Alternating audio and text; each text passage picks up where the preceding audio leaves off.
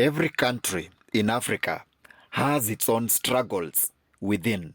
But here in Kenya, East Africa, our biggest trouble is tribalism. Every day in Africa, a child is born. And when a child is born, the child knows nothing about his ethnicity. But slowly by slowly, the child is taught how to hate. And slowly by slowly, the child is taught who to hate. And then few years later, the young child grows and becomes an adult. And then he gets his own family and he gets his own child. And he also trains his child who to hate and how to hate. That's how tribalism works. Do you remember that day when you were still young in high school and you took your girlfriend home to your parents, and the first thing your parents asked you when they pulled you to the other room was like, from which tribe is your girlfriend? Which tribe does she come from? Now that's tribalism. That's how tribalism starts. That's how we are taught to be tribal. It starts from the small things that we don't even notice. That's tribalism. For several years, the political class has divided citizens for their own advantage. And if we don't take responsibility individually to stop and to reject tribalism, we will mentor a divided generation for several centuries in Africa. I remember when I was still growing up, I once asked my own dad why he voted for Raila Odinga, and his response was always the same. He told me that Raila is a Luo, and we must always protect the Luo interest by voting for Raila. And when I asked my Kikuyu friends why they voted for Kibaki and Uhuru Kenyatta, the answer was always the same. They also voted for their own interest so as to protect the Kikuyu interest. The same scenario applies to those who voted for President Ruto and those who voted for Honorable Gachagua. It's always about the tribal interest. Africa has become a place where we vote to protect the elite and the political class. But by the end of the day, the ordinary citizen has to struggle on his own every day after every election cycle. Do you remember that day when you joined a particular church because you just wanted a place where you can feel at home? And then a few months later, you noticed that everyone from that church was from a particular tribe because the pastor is from that tribe. That's tribalism. That's how tribalism starts.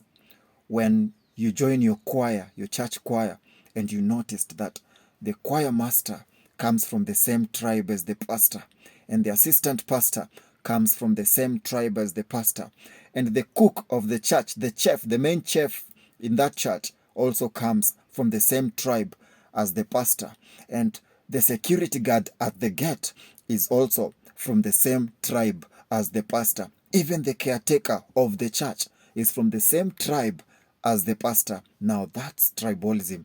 That's how tribalism starts. That's how tribalism works. It starts from the small things that look like they are normal, from the small automatic things that we don't question. That's how tribalism works. When you have a church in a capital city, but yet, if it's a church in the village, it's understandable. But a church in your capital city, but because the pastor is from a particular tribe, you notice that everyone in position, anyone in any position of leadership inside that church is from the same tribe as the pastor. Now that's tribalism. That's how tribalism starts. And that's how it spreads. Do you remember that time you went to vote for the first time? And instead of voting for someone who could have changed your life, you voted for someone who comes from your tribe because you wanted to punish other people because they are not from your tribe. That's how tribalism works. Do you remember that day when your area MCA came to your house, knocking door to door, and he asked you guys to vote for him? And you knew very well that this guy was able to change your estate, to change your neighborhood. But finally, when you went to vote, you voted for someone else because that person was from your tribe. That's tribalism. That's how tribalism works. And it starts with you and me. When I vote for someone only because they come from my tribe, and you vote for someone only because that person comes from your tribe, that's how tribalism works.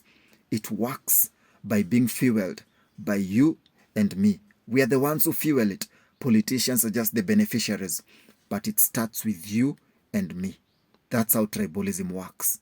Sometimes I ask myself, will we ever win the fight against tribalism? Will we ever defeat this monster of negative ethnicity? Will we ever say no to the politicians who divide us? Will we ever conquer this virus of tribalism? Because tribalism is a cancer, and this cancer has taken down more than any other disease in the world. Tribalism kills even before you die. Tribalism reminds you of who to hate and why to hate. But it's a high time that we say that enough is enough. As Kenyan youths, it's time to walk towards the light. It's time to embrace our Luo brothers. It's time to embrace our Kikuyu brothers. It's time to embrace our Kalenjin brothers.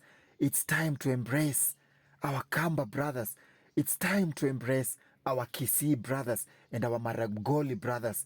It's time to say no to the small different tribes and say yes to Kenya.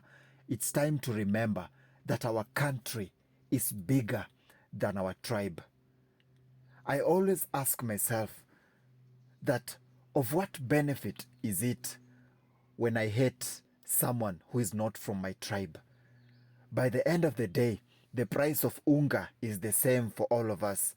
By the end of the day, our best friends are not always from our tribes.